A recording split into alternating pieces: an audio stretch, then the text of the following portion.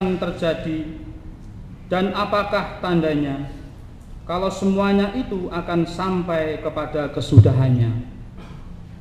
Maka mulailah Yesus berkata kepada mereka, "Waspadalah supaya jangan ada orang yang menyesatkan kamu. Akan datang banyak orang dengan memakai namaku dan berkata, 'Akulah dia.' Dan mereka akan menyesatkan banyak orang. Dan apabila kamu mendengar deru perang atau kabar-kabar tentang perang, janganlah kamu gelisah, supaya semuanya itu harus terjadi, tetapi itu belum kesudahannya. Sebab bangsa akan bangkit melawan bangsa dan kerajaan melawan kerajaan. Akan terjadi gempa bumi di berbagai tempat dan akan ada kelaparan. Semua itu barulah permulaan penderitaan menjelang zaman baru. Yang berbahagia adalah setiap orang yang mendengarkan firman-Nya, memelihara dalam hatinya dan setia untuk melakukan dalam kehidupan sehari-hari. Pujilah Tuhan.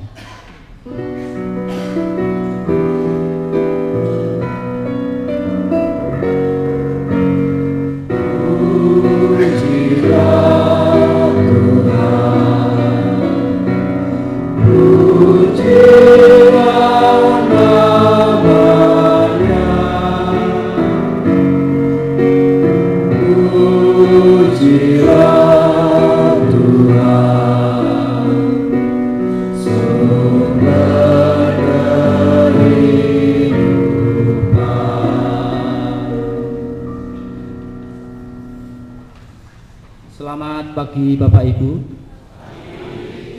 Shalom. Puji Tuhan. Bagaimana kabarnya hari ini? Luar biasa ya. Sehat ya? Amin.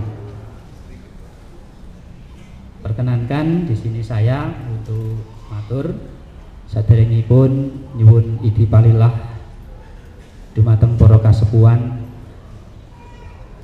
laminipun pasamuan wonten ing GKJ Yeremia, ugi peradatan ing pasamuan, ugi panitia awit muni dawuh saking panitia pemanggilan pendeta wonten ing wekdal punika kawula nderek wonten ing pencalonan. Nami kula Untung Isbandi. Dados setiap hari untung nggih. Tapi itu namanya. Kalau sebetulnya ya belum tentu Untung Isbandi. Kawula saking Batal Watu, Sumberwungu, Tepus, Gunung Kidul. Jauh ya. Jadi warga bagian paling ujung sana. Yang jelas dekat dengan pantai. Makanya saya hitam sekali karena panas. Jadi beda dengan Bapak Ibu kalau di sini. Dari Tepus ya. Saya warga GKJ Sabdo Adi Semanu, dan keseharian saya mengajar sebagai guru honor di SMP Negeri 3 Tepus, mengajar pendidikan agama Kristen. Nah, pada kesempatan ini saya diberi kesempatan oleh panitia dan majelis GKJ Yeremia untuk mengikuti proses bakal calon pendeta di sini. Untuk itu mohon dukungannya, nyuwun pandonganipun mugi sak mangke saged kalampah kanthi sae. Bapak Ibu jemaat yang dikasihi Tuhan, tema khotbah pada pagi hari ini sesuai dengan bacaan leksionari, yaitu menjadi bintang kehidupan. Menawi wonten ing basa Jawinipun menika dados lintang ing gesang. Nah, Bapak Ibu ingkang kinasih, Bapak Ibu yang dikasih Tuhan, tujuannya adalah yang pertama, jemaat memahami bahwa hidup ini bagaikan bintang. Yang kedua, jemaat hidup dengan bijaksana, dengan taat, setia, tekun, dalam beribadah, meskipun seringkali kita itu menghadapi tekanan dan kesulitan dalam kehidupan. Itu yang menjadi tujuan tema pada pagi hari ini. Nah, jemaat yang dikasihi Tuhan, ketika kita berbicara mengenai bintang, kira-kira yang muncul dalam hati dan pikiran kita apa ya kira-kira? Bintang. Yang jelas kita melihat bintang di langit, gitu. Kemudian bintang film, bintang tamu. Ini yang muncul di dalam hati kita ketika kita itu mendengar atau berbicara mengenai bintang. Kalau kita melihat ada bintang film, tentunya orang itu menjadi terkenal dan banyak dikagumi oleh orang, dipuji oleh orang. Adakah warga jemaat GKJ Yeremia yang menjadi bintang film? Ada? Tidak ada? Belum? Tidak ada. Artinya kalau menjadi bintang film itu kita dikagumi oleh orang, dipuja-puja. Buktinya setiap malam para ibu-ibu sekarang yang baru tenar itu sinetron adalah Suci. Nah, itu menjadi kekaguman kita, terutama bagi ibu, bapak pun juga ada yang kagum ya dengan sinetron itu. Mungkin sinetron yang lain. Kalau kita berbicara bintang di langit, bintang itu kecil tetapi menjadi penerang, memberi cahaya. Walaupun kelihatannya bintang itu kecil, kalau kita melihat ke atas langit itu kan bintangnya kecil ya, nggak seperti bulan. Kalau bulan itu besar, tetapi di situ walaupun kecil, bintang itu akan memberi penerang bagi dunia ini. Buktinya kalau malam, kalau di desa di tempat kami dulu sebelum ada listrik itu kan masih pakai lampu sentir itu, teplok itu, sentir kecil gitu. Nah, kalau minyaknya habis, mati, ya kita hanya menggunakan sorotan dari bintang dan rembulan itu. Berarti memberi cahaya untuk kita semua. Akan sangat beda sekali kalau dengan bintang tamu. Bintang tamu itu adalah suatu panggilan gitu ya. Jadi ada suatu hal, terus ini bintang tamunya ini si A, si B dan seterusnya. Bapak Ibu yang dikasihi Tuhan, tentunya menjadi bintang tentu suatu kebanggaan bagi kita semua. Kalau saya menjadi bintang film, mungkin orang Tepus, Gunung Kidul bangga ya, karena di desa, di kecamatan Tepus, di Kabupaten Gunung Kidul ada yang menjadi bintang film. Tentunya akan sangat bangga sekali. Tetapi tidak menjadi harapan semua orang itu kalau menjadi bintang film itu, bintang itu pokoknya bintang film, bintang tamu menjadi harapan semua orang. Begitu pula dengan kehidupan kita. Ketika kita itu hidup menjadi bintang kehidupan, itu akan menjadi harapan semua orang di dunia ini. Nah, Bapak Ibu, akan sangat beda sekali kalau kita bedakan antara bintang film, bintang tamu itu dengan bintang kehidupan. Tema menjadi bintang kehidupan. Karena kalau bintang kehidupan itu tidak menunjuk pada profesionalitas atau kehebatan seseorang. Orang yang tidak mempunyai profesional atau hebat tapi bisa menjadi bintang kehidupan akan sangat luar biasa. Tapi kalau bintang film itu kan menjadi hebat karena ya dari kecantikannya dan lain sebagainya. Karena kenapa kok beda? Kenapa kok bintang kehidupan itu tidak dilihat dari profesionalitas dan kehebatan orang? Karena hidup menjadi bintang itu adalah bercahaya. Nah, artinya bahwa hidup memancarkan kuasa dan kasih Allah yang mampu mengusir kegelapan di dalam dunia ini. Salah satu contoh kegelapannya yang sangat ringan sekali yang sering kita hadapi dalam kehidupan kita, yaitu kadang kita merasa takut, cemas, kecewa. Nah, kalau kita sudah kecewa dengan keberadaan kita, takut, lalu apa yang terjadi? Reaksi apa yang terjadi? Ya, biasanya kita terus memunculkan hal-hal yang kurang begitu berkenan di hadapan Tuhan. Lalu pertanyaannya, apa saja yang menjadi prinsip supaya hidup kita itu tetap bercahaya seperti bintang? Kita nopo Bapak Ibu, prinsip supaya hidup kita tetap bercahaya seperti bintang. Yang pertama, kita harus menghindari cara hidup pribadi kita yang bersifat negatif. Pandangan kehidupan pribadi loh, ini kita berbicara pribadi. Pandangan kehidupan kita kalau kita itu hidup pribadi sudah mempunyai pemikiran yang negatif, itu kadang reaksi kita saat menghadapi kondisi hidup yang tertekan, yang sulit, tidak sesuai dengan harapan, lalu kita ngomel-ngomel di hadapan Tuhan. Tuhan ini gimana toh? Kok hidup saya hari ini seperti ini? Kok tidak menolong saya? Ya atau ya? Nggih napa mboten? Biasanya yang terjadi setiap saat orang itu yang sudah mempunyai pemikiran sangat negatif seperti itu, ngomel, kadang-kadang cerewet terhadap siapapun, lalu yang menjadi imbasnya adalah keluarga dan orang lain.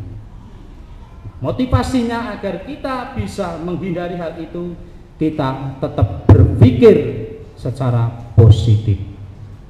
Saya percaya bahwa seluruh jemaat baik majelis di GKJ Yeremia ini berpikirnya secara positif ya, tidak ada yang negatif. Itu saya percaya. Prinsip yang kedua adalah hindari cara hidup sosial yang negatif. Kalau tadi yang pertama berbicara mengenai hidup pribadi, kalau ini sosial. Sosial itu akan sangat luas jangkauannya, hubungannya. Bisa dengan lingkup keluarga, lingkup jemaat, masyarakat, bahkan kepada bangsa dan negara. Nah ini, hal ini harus kita hindari Bapak Ibu, karena kalau ini tidak kita hindari, tentu akan mengakibatkan hal-hal yang tidak baik. Nah, yang harus kita yakini, karena dalam suatu kehidupan kita, walaupun kita itu hidup susah, senang, suka, duka dan sebagainya, kita tetap membutuhkan kehadiran orang lain. Kita tidak bisa hidup sendiri. Nah, itu. Walaupun kadang-kadang kehadiran orang lain itu bisa membawa dampak yang kurang kondusif dalam kehidupan kita, tetapi itu sangat kita butuhkan. Lalu prinsip yang ketiga adalah menghindari cara hidup yang tidak mencintai firman Tuhan. Saya percaya bahwa Bapak Ibu yang hadir di sini, seluruh jemaat di GKJ Yeremia itu mencintai firman Tuhan. Buktinya kalau tidak mencintai firman Tuhan, pasti hari ini tidak ke gereja, ya kan? Pasti hari ini milih ke pasar. Wah, ini hari Minggu, yuk kita jalan-jalan, kita ke tempat rekreasi, itu pasti. Tetapi puji Tuhan, berarti ini adalah merupakan suatu kekuatan kita untuk kita itu mencintai Tuhan, firman Tuhan. Tentunya agar bisa hidup sebagai bintang yang bercahaya, kita harus hidup dalam tengah dunia. Langkahnya kita harus cinta firman Tuhan, sering membaca firman Tuhan, kemudian merenungkan dalam hati, diyakini dalam kehidupannya, diterapkan dalam kehidupan sehari-hari.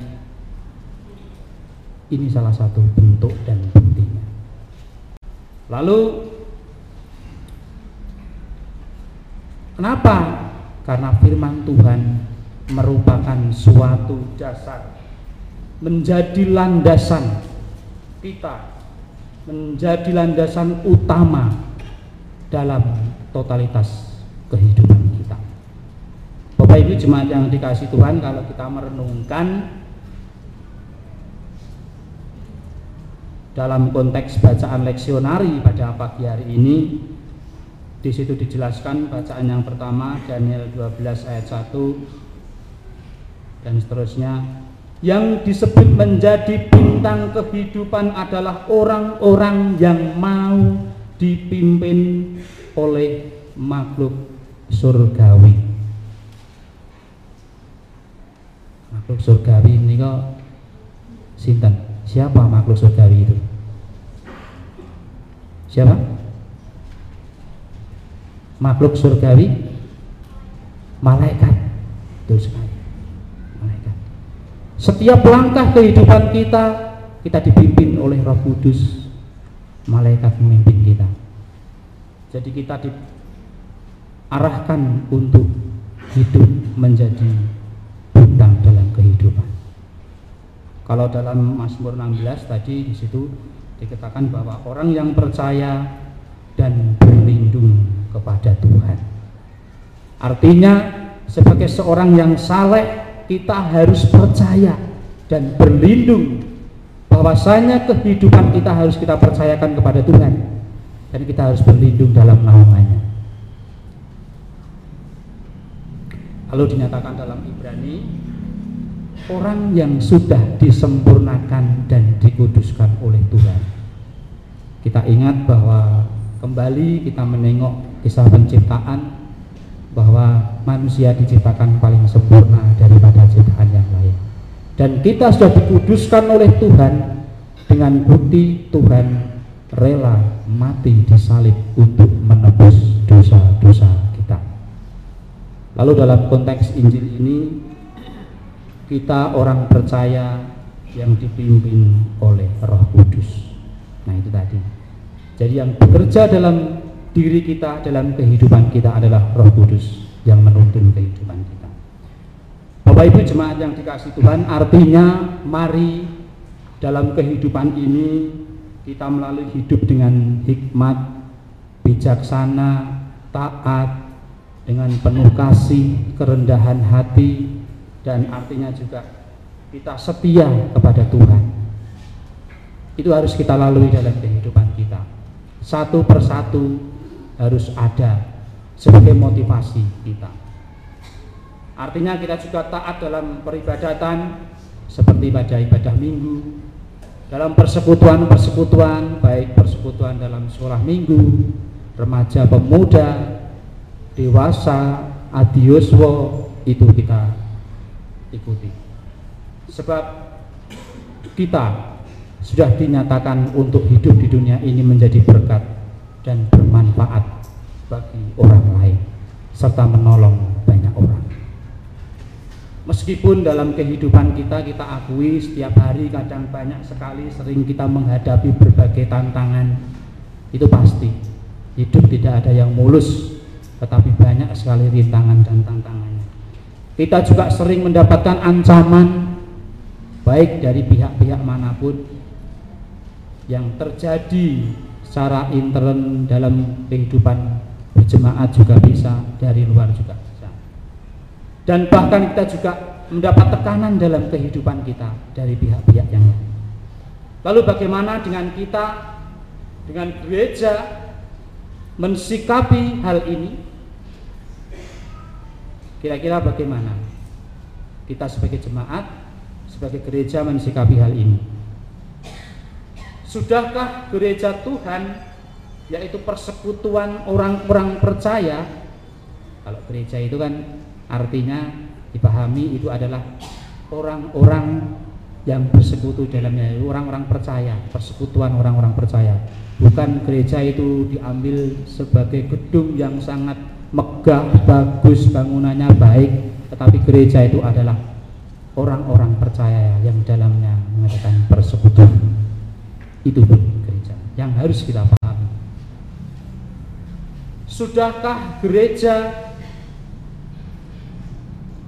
menjalani kehidupan sebagai bintang bagi banyak orang yang menerangi, yang bijaksana dalam setiap apapun, menjadi penerang bagi setiap orang, menjadi petunjuk arah. Bintang itu kan bisa menjadi petunjuk arah juga ya, bintang itu. Jadi kita juga harus bisa menjadi petunjuk arah bagi kebenaran di dalam kehidupan siapapun, terutama kebenaran dalam kehidupan di dunia ini. Bapak Ibu yang dikasihi Tuhan, kita menengok memori kita 1 tahun yang lalu, mungkin ini sudah tidak asing bagi kita semua. Seorang gubernur Kristen yaitu Bapak Ahok, ya, sudah berkali-kali kita dengar. Beliau adalah seorang gubernur yang baik, bijaksana, jujur. Pokoknya bagi saya itu luar biasa. Kepuasan dari masyarakat dalam kepemimpinannya 70% lebih, itu sangat nyata sekali. Tetapi apa yang terjadi? Masih saja beliau dituduh untuk korupsi, manipulasi, perilaku yang tidak etis, jahat, bahkan beliau didakwa menista agama. Lalu akhirnya divonis 2 tahun penjara. Tetapi sesungguhnya dia adalah laksana bintang yang kecil di langit. Meskipun sendiri, dia berjuang memberi terang bagi kegelapan masyarakat. Dia telah menuntun dan memberi arah bagi orang untuk hidup dalam kebenaran, memberikan contoh baik dalam kehidupan.